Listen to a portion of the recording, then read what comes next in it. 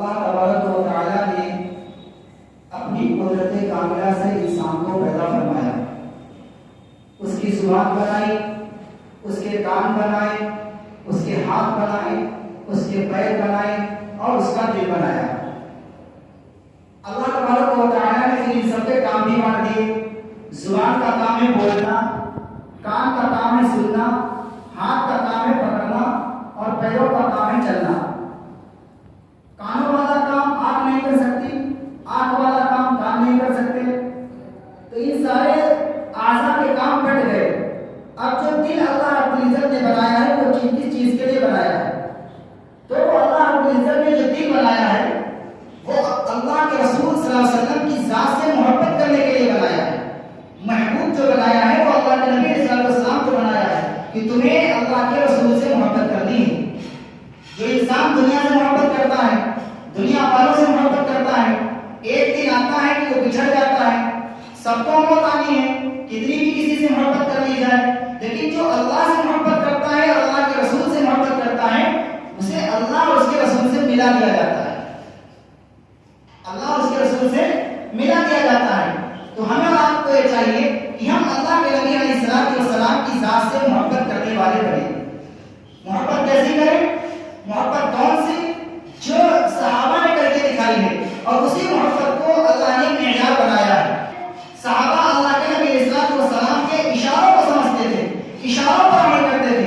ایک صحابی ہیں کعب بن عجرہ رضی اللہ تعالی عنہ، ایک مرتبہ اللہ کے نبی علیہ السلام کی خدمت کر رہے ہیں، آپ علیہ السلام پر حال آیا، آپ علیہ السلام نے فرمایا کعب مانگو کیا مانگتے ہو، مانگو کیا مانگتے ہو؟ تو ہمارا ہمہ شبہ جیسا ہوتا تو اللہ کے نبی علیہ السلام سے کہتے یا رسول اللہ دعا فرما دیجیے 56 کروڑ مل جائے، یا نوجوان ہوتا تو یہ کہتا کہ فلاں سے شادی ہو جائے، لیکن ان کے یہاں تو جو کچھ تھی وہ اللہ کے نبی علیہ السلام کی ذات تھی۔ آپ علیہ السلام سے فرمایا یا رسول اللہ میں آپ کے ساتھ جنت میں رہنا چاہتا ہوں، میں آپ کے ساتھ جنت میں رہنا چاہتا ہوں۔ تو اللہ کے نبی علیہ السلام نے فرمایا اعین کی کثرت السجود، اس سجدوں کے ذریعے سے میری مدد کرو تو کل قیامت کے دن ہمارے ساتھ ہوگی۔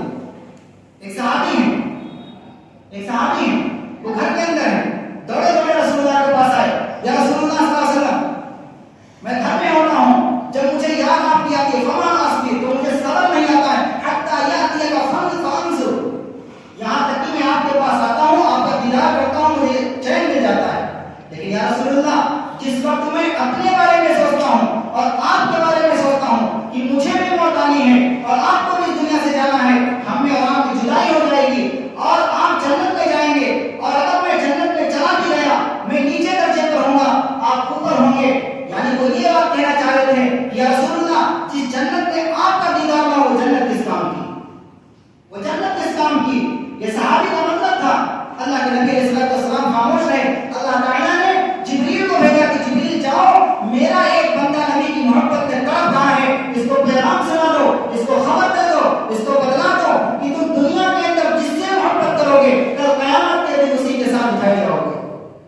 آج ہم اپنا جائزہ لیں کہ ہمیں اللہ کے رسول صلی اللہ علیہ وسلم سے محبت ہے یا ناچنے والوں سے محبت ہے، ہمیں رسول اللہ سے محبت ہے یا یہودیوں سے محبت ہے، ہمیں رسول اللہ سے محبت ہے یا عیسائیوں کے کلچر سے محبت ہے۔ ہم اپنا جائزہ خود دے سکتے ہیں۔ اللہ کے نبی صلی اللہ علیہ وسلم نے فرمایا لا یؤمن احدکم حتی اکون احب الیہ من والدی وولدی والناس اجمعین، کہ تمہیں رسول اللہ صلی اللہ علیہ وسلم سے محبت اپنی اولاد سے زیادہ، اپنے باپ سے زیادہ، اپنے ماں سے زیادہ رسول اللہ سے محبت ہونی چاہیے، رسول اللہ سے محبت ہونی چاہیے۔ حضرت عمر رضی اللہ تعالیٰ عنہ ایک مرتبہ حاضر ہوئے اور کہنے لگے یا رسول اللہ مجھے آپ سے محبت ہے، لیکن کتنی؟ مال سے زیادہ، اولاد سے زیادہ، لیکن یا رسول اللہ اپنی جان سے زیادہ ہمیں آپ سے محبت نہیں۔ حضرت عمر نے یہ بات کہی کہ مجھے اپنی جان سے زیادہ آپ سے محبت نہیں ہے۔ اللہ کے نبی صلی اللہ علیہ وسلم نے فرمایا یا عمر آپ کا ایمان پورا نہیں ہوا ہے، یا عمر